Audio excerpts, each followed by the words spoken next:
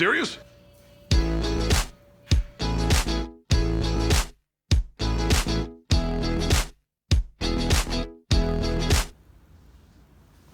Oh boy, today we get to talk about tracing.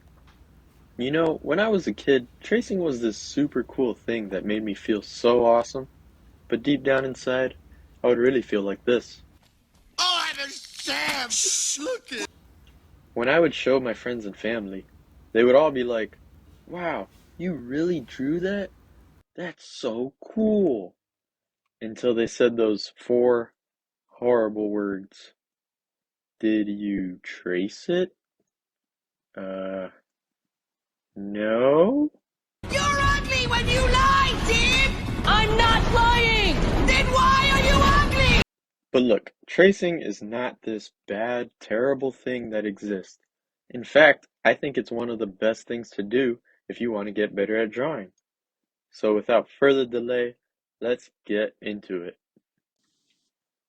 I'll start by saying tracing helps you get better at drawing because it helps you understand what things are supposed to look like. I'm going to use Pikachu as our example for this part of the video. Now let me ask you, what does Pikachu look like? Who's that Pokemon? It's Pikachu! It's the fairy! Even if you've never played Pokemon before, you'd probably be able to tell me that he's just some yellow chunky mouse thing from this video game or TV show. I think my son plays Pikachu. How many times do we have to teach you this lesson, old man? Now let's change things up a bit. Let's say I ask you to draw Pikachu. It's not going to come out exactly perfect, but the interesting thing is that even if you show your flawed drawing around to people, they might still be able to recognize what you were trying to draw. You see, everyone's brain creates this vague, foggy idea of what things are really supposed to look like. Your brain isn't actually convinced that knowing all of the exact details is something that's really that important.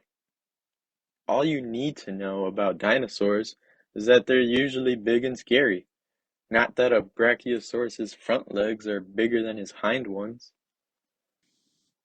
So, while naturally your brain sees this information as unimportant, tracing is here to fix that problem. You see, what tracing is going to do is it's going to mold your memory in such a way that you start to clear the fog that normally blocks those details that you're missing.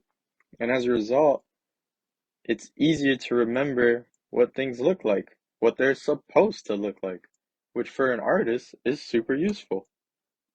The experience you gain from tracing solidifies the image in your head for future reference, so that the next time you draw from imagination, it'll come out better than the last time. Now, before we cap off this quick lesson, I just wanted to address one last thing, and that is, no, tracing is not cheating. Unless you want to show off and be a jerk and lie about it, then tracing is a perfectly normal tool to improve yourself. And if someone tries to call you out on it, then don't feel embarrassed. Own up to it. Be proud of yourself because you're practicing to become the best artist you could be. And every tool you use and lesson you learn is one step closer to get better at drawing. That's it for this video, guys. Thank you for watching, and let me know what you think about it. If it was good advice, if it was bad advice, like, comment, sub, all that good stuff. And I'll see you guys in the next video.